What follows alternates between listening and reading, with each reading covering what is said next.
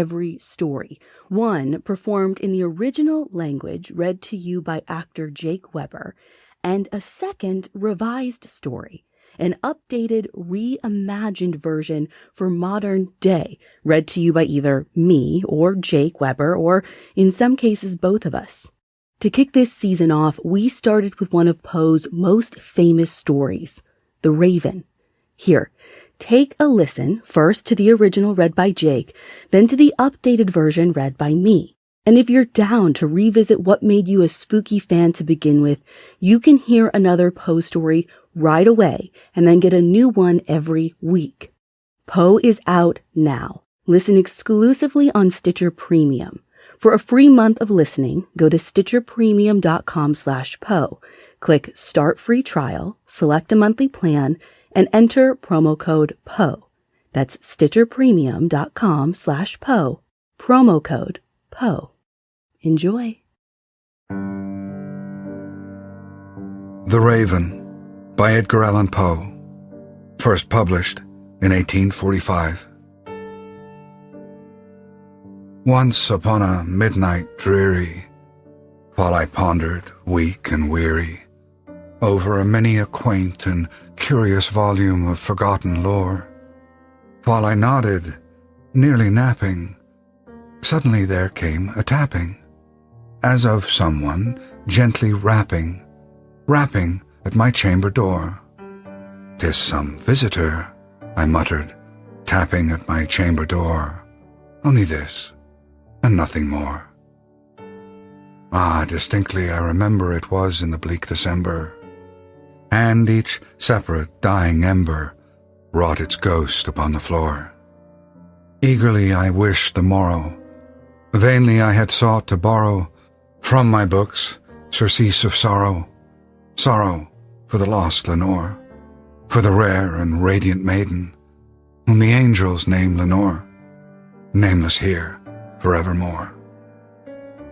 And the silken sad, uncertain rustling of each purple curtain thrilled me, filled me with fantastic terrors never felt before, so that now to still the beating of my heart, I stood repeating, "'Tis some visitor entreating entrance at my chamber door, some late visitor entreating entrance at my chamber door. This it is, and nothing more."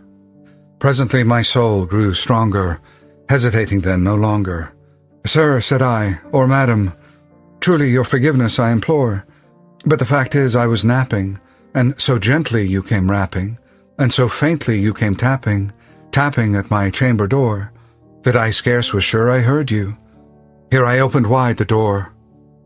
Darkness there, and nothing more." Deep into that darkness peering, long I stood there wondering, fearing, doubting, dreaming dreams no mortal ever dared to dream before. But the silence was unbroken, and the darkness gave no token, and the only word there spoken was the whispered word, "Lenore." This I whispered, and an echo murmured back the word, "Lenore." Merely this, and nothing more. Back into the chamber turning, all my soul within me burning, soon again I heard a tapping somewhat louder than before. "Surely," said I, "surely that is something at my window lattice. Let me see then what thereat is, and this mystery explore. Let my heart be still a moment, and this mystery explore. 'Tis the wind, and nothing more." Open here I flung the shutter, when, with many a flirt and flutter, in there stepped a stately raven of the saintly days of yore.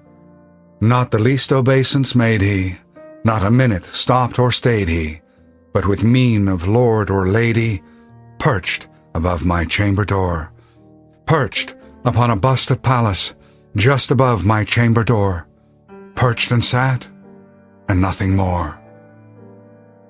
Then this ebony bird beguiling my sad fancy into smiling, by the grave and stern decorum of the countenance it wore, Though thy crest be shorn and shaven, thou, I said, art sure no craven, ghastly, grim, and ancient raven, wandering from the nightly shore. Tell me what thy lordly name is on the night's Plutonian shore. Quoth the raven, Nevermore. Much I marvelled this ungainly fowl to hear discourse so plainly, though its answer little meaning, little relevancy bore.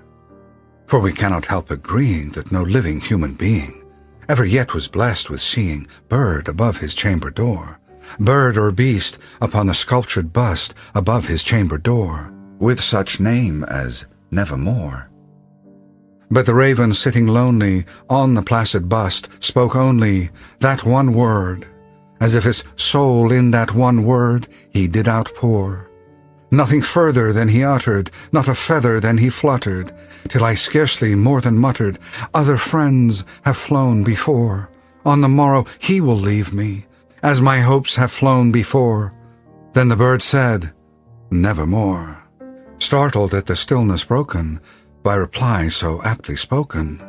Doubtless, said I, what it utters is its only stock and store, caught from some unhappy master whom unmerciful disaster followed fast and followed faster, till his songs one burden bore, till the dirges of his hope that melancholy burden bore of never, nevermore.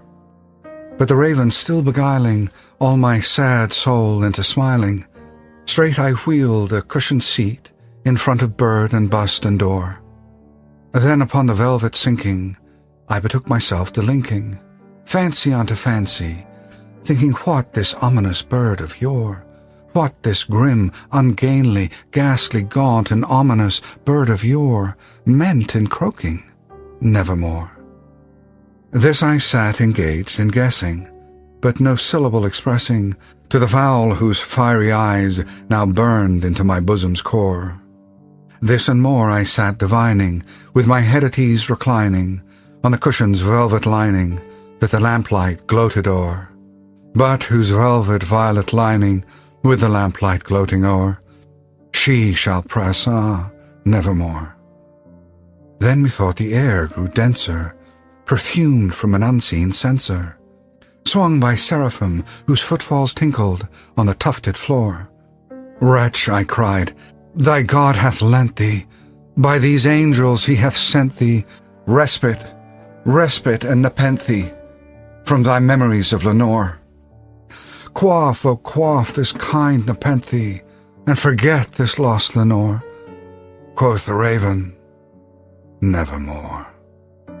Prophet, said I, thing of evil, prophet still if bird or devil, whether tempter sent, or whether tempest tossed thee here ashore, desolate yet all undaunted, on this desert land enchanted, on this home by horror haunted, tell me truly I implore, is there balm in Gilead? Tell me, I implore. Quoth the raven, Nevermore.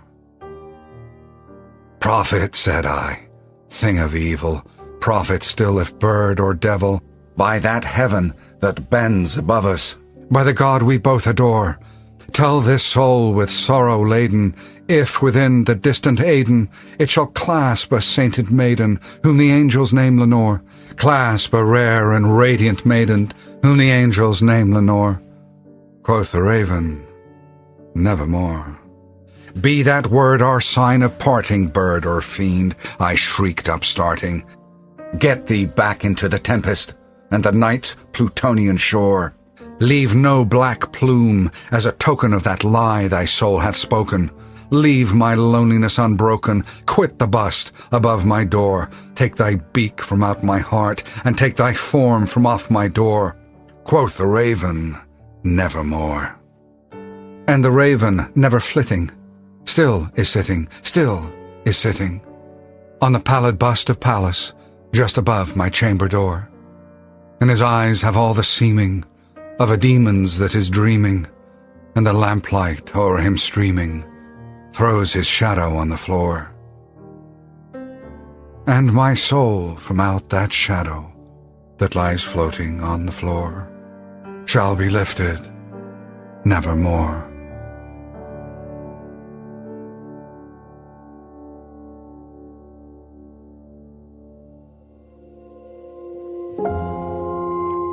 Poe is an AudioChuck original. This episode was read to you by Jake Weber. So, what do you think, Chuck? Do you approve?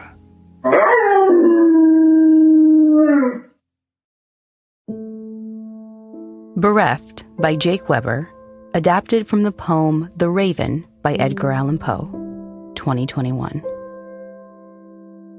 Why is the measure of love loss? This is the opening line of a book that I'm reading. The narrator has lost a lover to someone else. And I shouldn't be reading books like this, books about the loss of someone who was beloved and who will never return. But I can't help myself.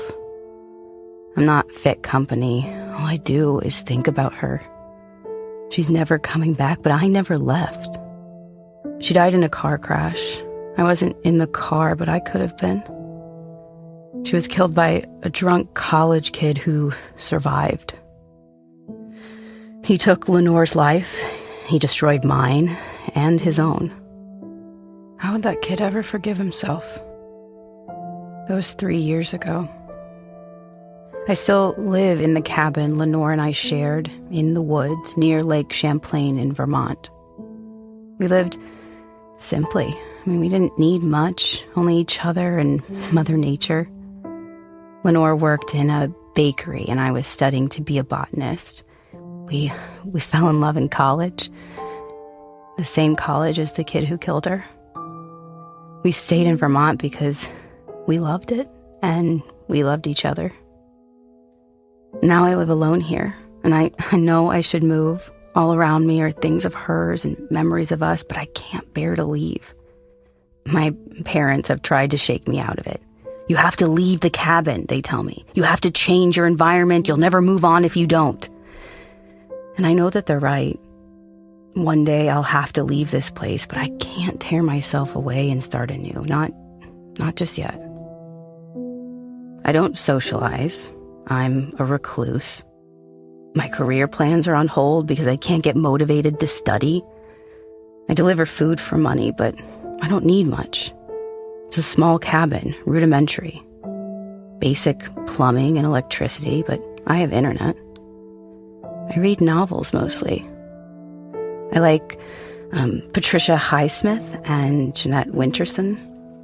And I walk in the woods and talk to Lenore. There are many forests in Vermont. It's known as the Green Mountain State. Those verdant woods are teeming with organisms, including a wide variety of mycelium, which you know as mushrooms. Mushrooms to saute or put on salads and pizza. And also little brown mushrooms that contain psilocybin, the psychedelic fruit of an underground network that was first called the flesh of the gods by the Mazatec Indians for the mystical or spiritual journey it could take you on. It's something we used to do together. Occasionally, Lenore and I would trip. There was a secret watering hole we loved, and we'd sun on the rocks and swim in that cold, clear water and kiss and feel connected to each other and to nature and to the cosmos. We would hike there from the cabin.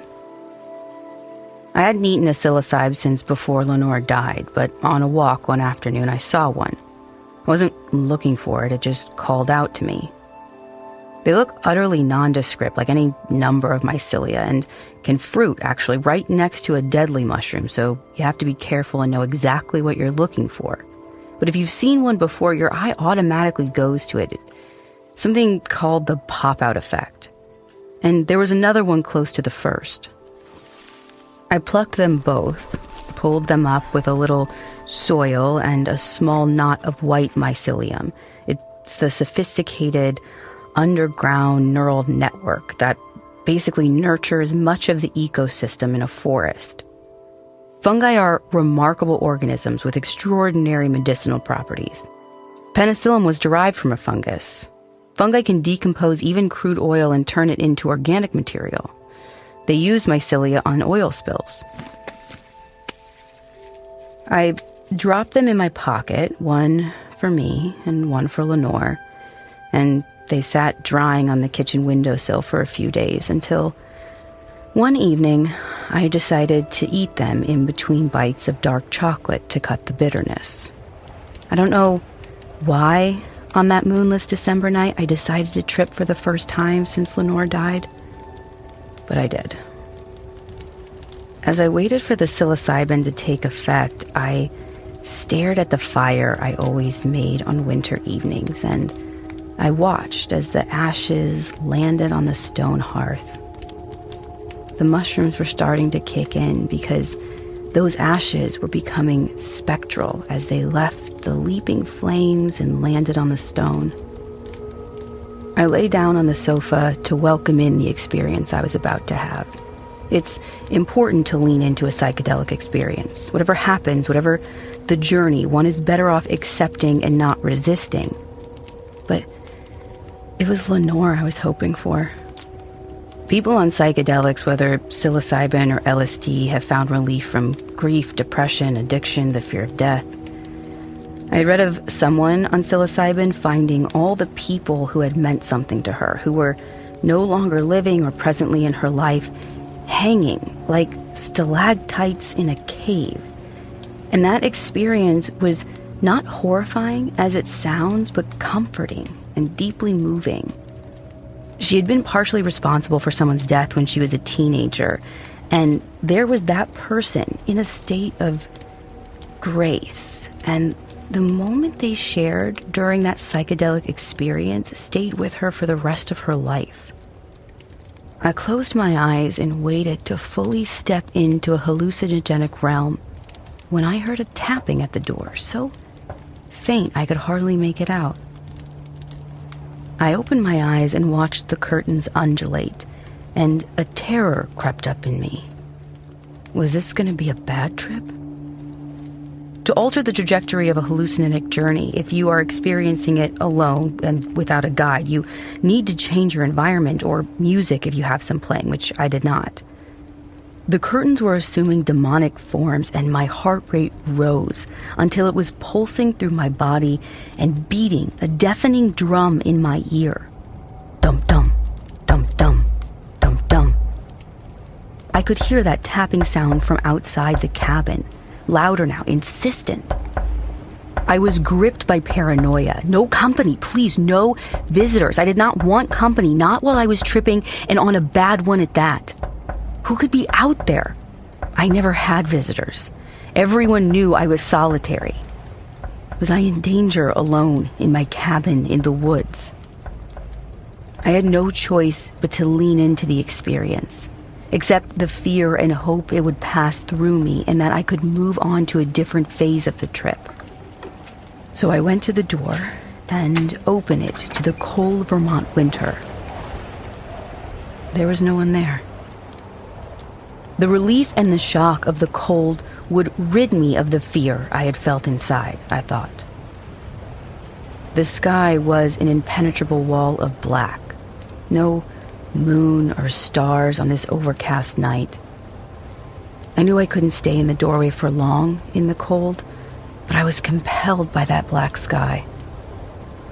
Behind that shield of clouds was a teeming universe, a vital, mysterious cosmos of which I was a part and of which Lenore was a part. I wanted to connect with her again.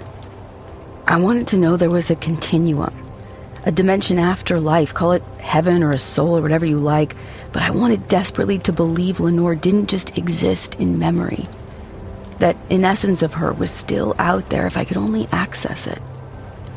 And then I could say goodbye as I never got to in life. I could reconcile with my grief. There would be some respite. She had been ripped away from me. One minute my vital lover, my partner, the next an inert corpse. I was lost without her. I was bereft. I whispered her name, and it was whispered back to me. There couldn't be an echo, not out here. I wasn't in a cave, I was in the woods. In my altered consciousness, my voice had boomeranged back to me. I called her name again, and again it came back. I was getting cold now, shivering and starting to twitch. I would have to go in.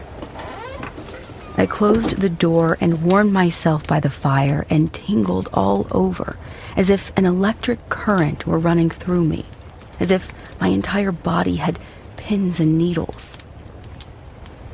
Then there was a rap, rap, rap again at one of the window shutters. Was that the wind? That wasn't the wind. There it was again, a steady, insistent knock on the slatted wood panel. I had wanted the shutters. They kept the cabin dark and cozy. We felt safe behind them, Lenore and I. Private, insular. There it was again. A loud tapping from outside that locked up my breath in fear. Step in to the experience, I said to myself. Welcome, whatever will be. I went to the window, drew the curtain, unfastened the latch, and threw open the shutters. Outside was a huge bird, a black raven staring in at me with blazing eyes. I staggered back and he flew inside and perched on the bookcase, his gaze fixed on me. Was he a figment of my imagination? Had I conjured him in a hallucinogenic state? Or was he real? Either way, there he was. And if there was a large, fierce bird in my cabin, even if only in my mind, I would engage it. I asked his name, and he spoke. A human word came from his beak. He replied to me, "Nevermore." "Nevermore," he said. What kind of a name was Nevermore? I asked. He didn't answer, but kept eye contact, locked in on me, intense. I was communicating in language with an animal, a bird whom I had summoned somehow. I asked the raven if he were here to stay, or would he leave like others, like Lenore. And he repeated that word, nevermore.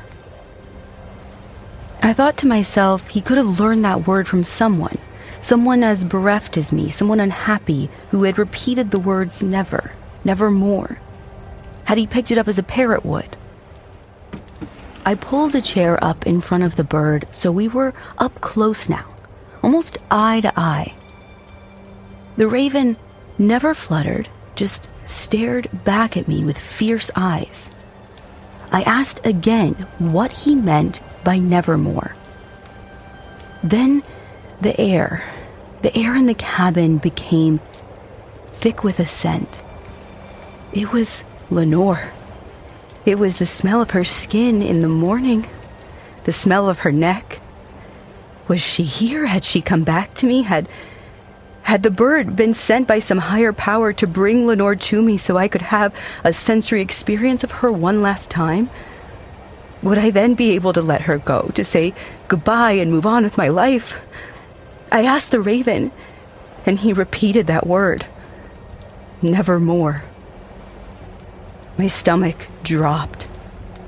The raven has been represented, mythologized as a symbol of death, and the bird now felt to me an ominous presence. There was a malevolent creature in my home. This was not a divine presence, but its opposite. Had the devil taken this form? A devil who had taken the love of my life? Had he come here to torment me, to taunt me? I was filled with terror again and demanded of the bird, "Are you the devil? Are you his emissary?" But there was no response. So then I begged. I begged and answered to a single question. Would I heal? Would I ever get over the loss of Lenore? And the raven answered, nevermore. So that was that? That was to be my lot in life? But what about Lenore? Was she in heaven? Was there such a place?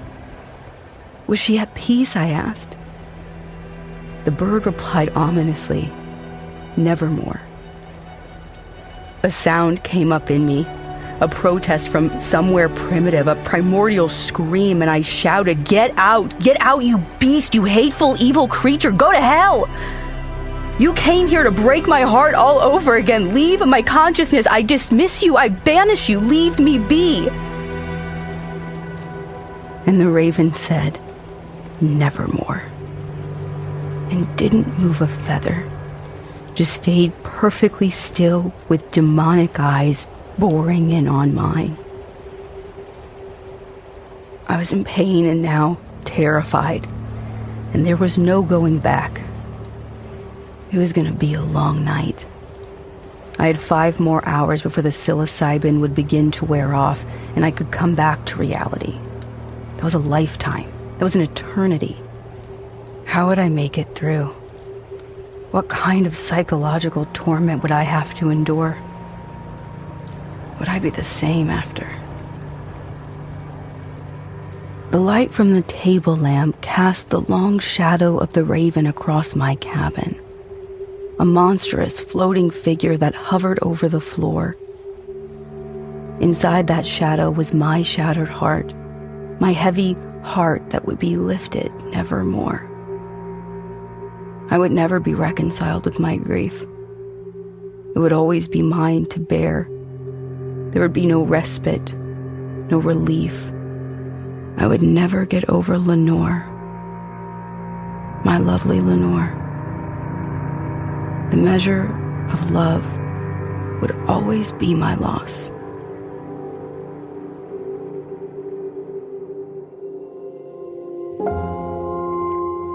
Poe is an Audio Chuck original. This episode was read to you by Ashley Flowers. So, what do you think, Chuck? Do you approve?